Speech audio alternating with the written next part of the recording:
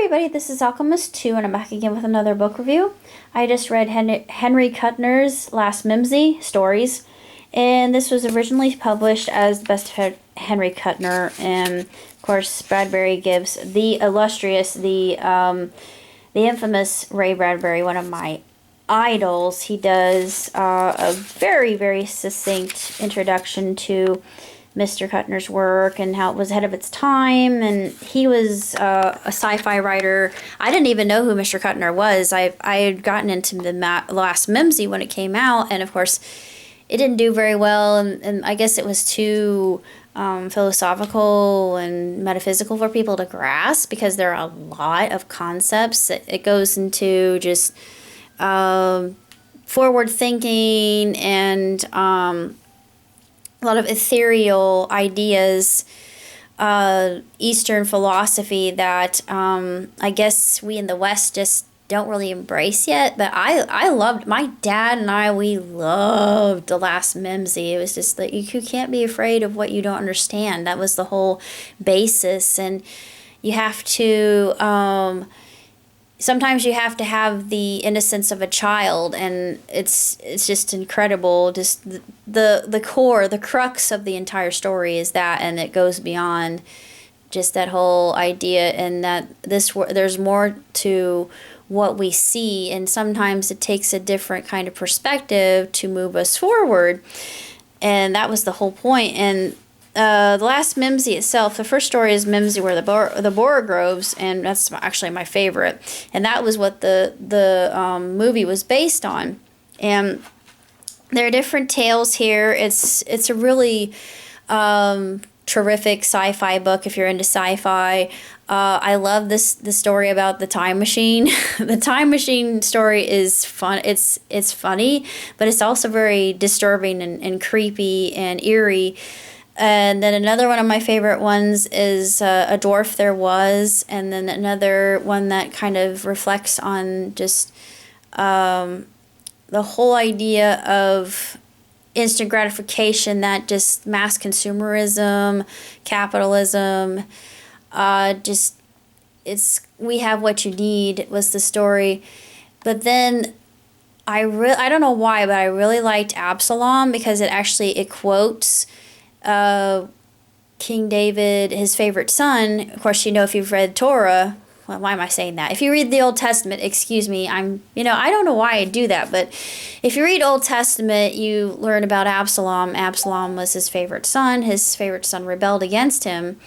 And what happened is, later on in the story, Absalom himself gets caught he's riding on a ram, he gets caught in the thicket, and he asphyxiates himself. It was an accident. It wasn't something that he meant to do on purpose, and of course he died. And one of the most quoted lines in the Bible, other than Jesus wept, or in John 3:16, and John 3:17 after, is, "Oh, Absalom, Absalom, my son, how I wish I would have died in his place. Oh, my son, my son." And you see, I know OT better than I do NT, because I can it's in my brain for some strange reason.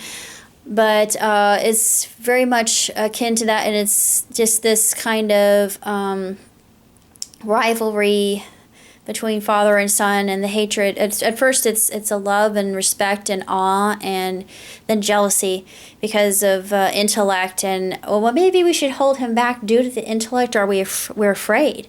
It's about fear, and just that, traipsing around, walking on eggshells, trying to be cautious. It kind of reminds me of Flowers for Algernon. I thought, yeah, this is exactly like Flowers for Algernon, because Algernon, he starts out as somebody who he's dim-witted and not intelligent at all, and then they do experiments on him, and he becomes a genius, and then he becomes psychotic, and it's a cautionary tale, and it's just, he's thinking, well, maybe he'll get there's something, the the sins of the father, the whole idea of the sins that the father visited upon the seventh generation, that comes into view at the very end of the story. I'm like, why am I enjoying this? It's so dark and unsettling. But he said, what, at the very end, it says one day Absalom would have a son. One day. And it's a good story. I mean, I really liked it. It stuck with me. It's just something very eerie and macabre about that. But there are some people that wish the worst for their own children. And I'm like, why? That's terrible. And I actually know somebody who went through this, and not everybody has loving parents to raise them. She actually had a sister who was the golden child, and I actually know another person who had a sister who was a golden child, and they do more things with her, and they don't really pay that much attention to the younger sister, just because, you know, she's in a wheelchair and kind of bitter about it and kind of negative. And she's a good person, though. She has her faults, but who doesn't? It's just it just kind of irritates me when parents do that and they play favorites, because the second child always suffers and they think, oh, my parents don't love me and I never should have been born and blah blah blah blah. And it's a never-ending negative cycle, and they always want to feel this.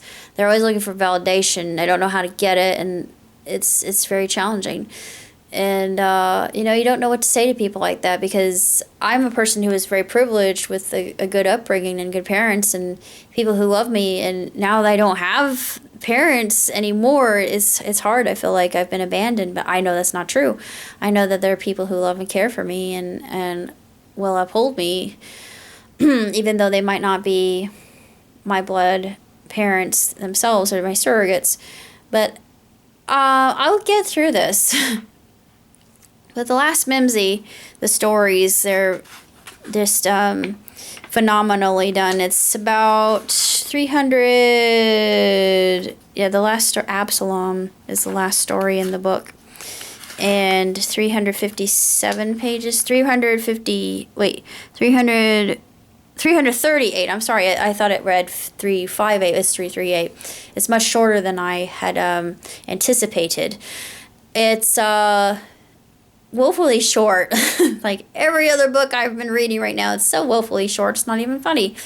But I do enjoy, and I love a good sci-fi, and Mimsy is just a gleaming pinnacle and bismuth of what sci-fi writing should be, and they even write in dialect, which I love reading dialects because that's always so much fun to me.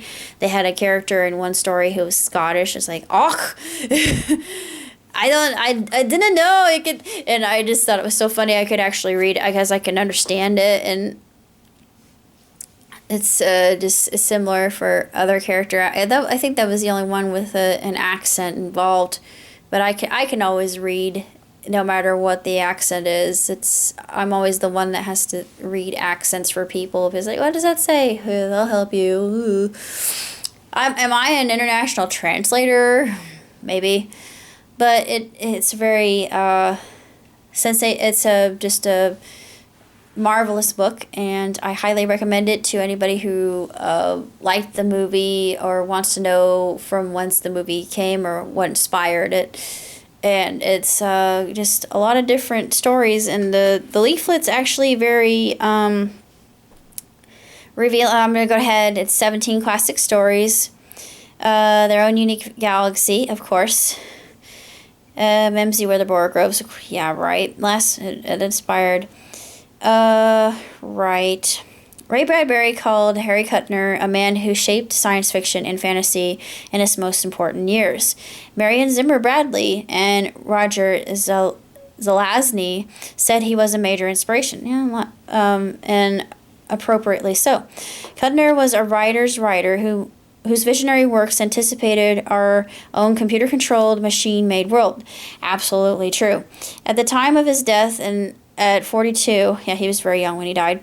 In 58, he had created as many as 170 stories under more than a dozen pseudonyms. I wonder what the pseudonyms were. Sometimes writing entire issues of science fiction magazines in close collaboration with his wife, C.L. Moore.